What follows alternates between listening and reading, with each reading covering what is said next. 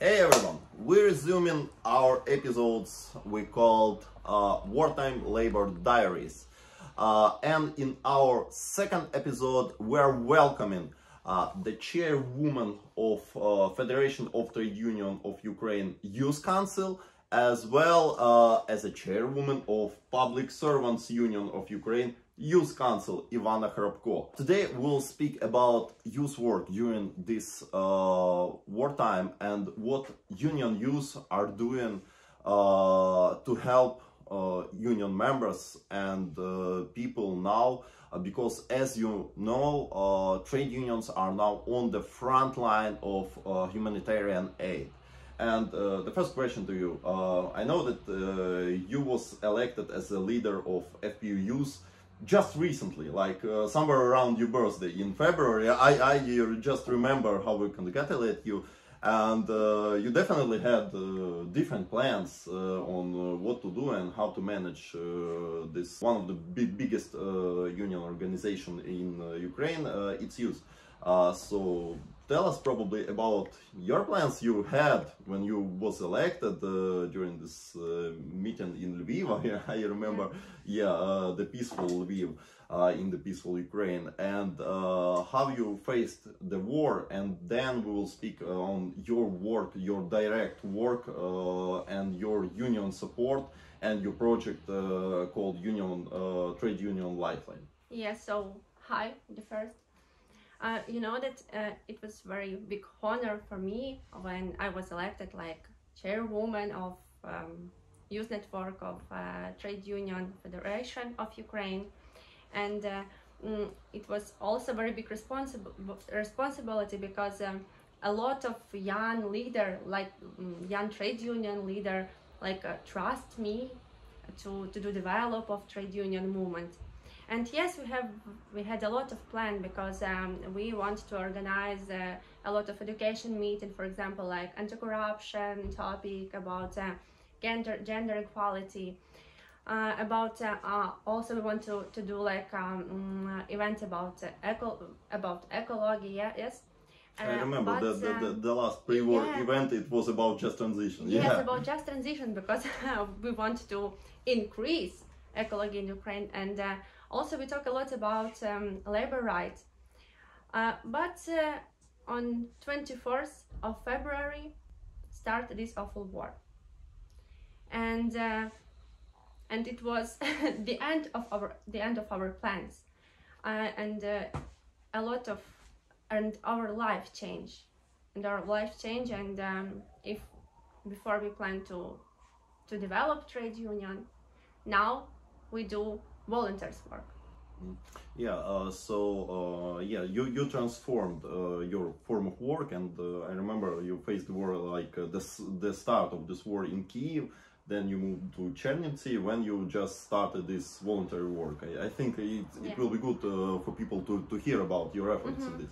Yeah, when this war started, I tried to save life of a 1-year-old child of my friend Oksana, and yes, and you know that we spent one night in subway, and after that it was very big lucky, because another my friend Oksana, she tried to move on from Brovary to Chernivtsi, so she helped us to do it. And when we arrived in Chernivtsi, I met with one of my friends who do very great volunteers work in Chernivtsi, and we tried to do this work together. So it was like the first step of creating this big volunteer process. But after that, I didn't expect that all of our trade union, especially our youth network, we can do this work together.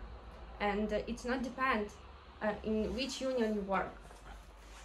Now we have one main task. Yeah. We have to save the life of our members. The unique situation where all the unions are united in Ukraine, like one big union. So, and about Trade Union Lifeline, this network, tell a few words about this, what unions are involved in this, and what directly are you doing now? Yes, about Trade Union Lifeline, it was wonderful because When we start to do this volunteers work, we also start to think how we can do more efficiently. So now we join the force with you, with Labor Initiatives NGO, Labor Initiative, and also with our comrade from Kyiv Regional Trade Union Organization, and also now we have great cooperation with Railway Trade Union, because all of this stuff we need to deliver. And deliver with train, it's one of the great way. So I think it's basically what we told numerous times before the war, that making the strong connections between like people from different sectors, it's vital.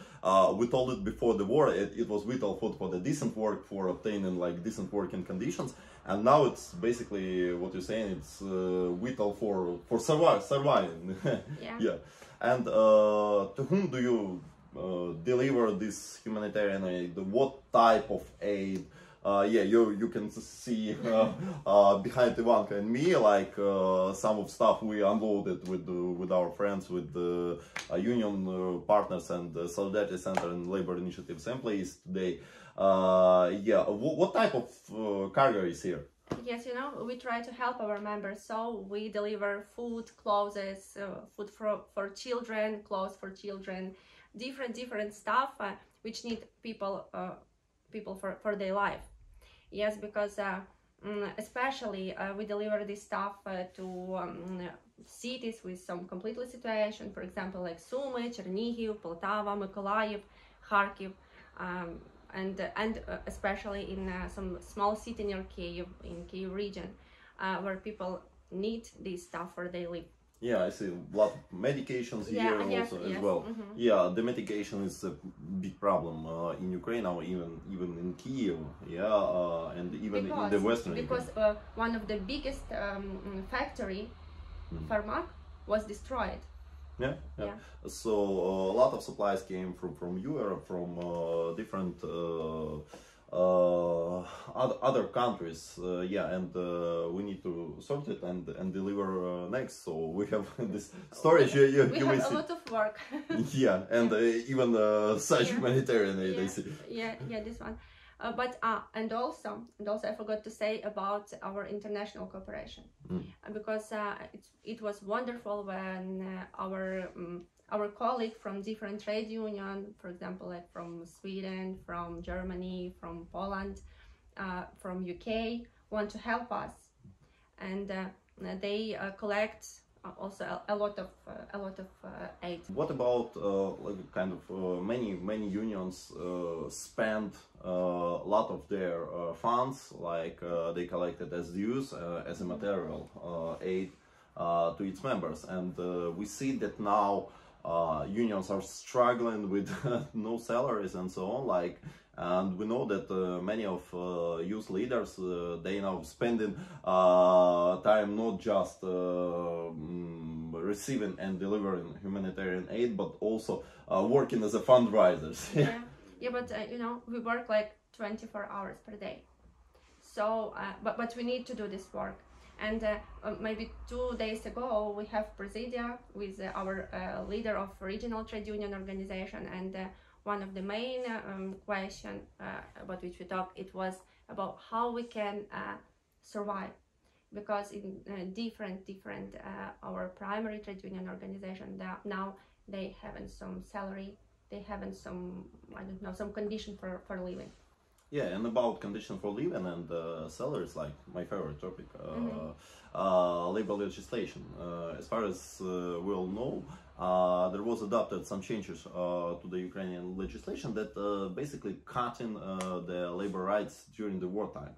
And I remember 2019 when the public servants, the union from which you came youth leader for the whole federation, they faced the first wave of cutting labor rights in Ukraine, because public servants were deprived by many rights by two laws that were adopted in so-called turbo regime. So what do you think about like labor regulation during the war? What it should be like, and how do you consider the consequences? We already see some consequences of adopting this probably some kind of regressive law in Ukraine that narrowing these rights? You know, in 2019, we was in the front of line when we fighting for our decent work, for our work condition, and now also we have to fight in with Russian aggression, and also we have to fight in for our labor right. But we hope that when our government said that this bad law work now, when we have the war, but we hope that when war stop, we continue our fighting for our labor right for all of our members. Yeah, and kind of it's usual situation for Ukraine to struggling against some unpleasant labor or anti-labor laws, even during the war, as you may see. So you just said that it's your plan to fight for the and also we forgot to say about our Gromada, because after the decentralization we Gromada, it's local community. Yes, it's local. It's our local community. So we have to work also with creating process of trade union organization in Gromada. We have to also fighting for their labor right, and it was very success story when because in public sector we haven't right to do like peaceful action. Yeah, like strike. Like industrial actions are forbidden by law for the public servants. Yeah, but for staff in Gromada, now they have this right. It was our little success story. Yeah, it's very interesting how these Gromadas, like local communities, appeared after the decentralization process, and it was a kind of engine for local democracy, and many of union people become local councillors in them. So you already said that you planned to fight like generally for the decent work, and you have plans in growing membership. Like we're speaking very optimistically now, yeah, because everybody knows that victory will come soon. What is your personal plans? What you like to do as a union leader for the big union federation in Ukraine after the war, after the victory? You know, after the war, I dream that we have very strong youth network with strong members, and I hope that all our trade union movement after war will be different, will be more successful, and we can do a very great thing for develop our labor rights and for develop our country also. I thought the first will be just to have some sleep, but you started from the very global thing, yeah.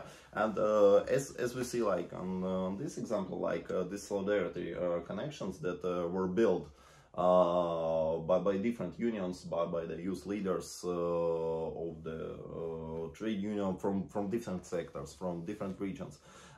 They become vital now because, like you mentioned, like rail workers, logistics, someone supplies, someone have international connections and so on, and it gave us chance kind of to survive, and you're one of the leaders of this network. So closing remarks?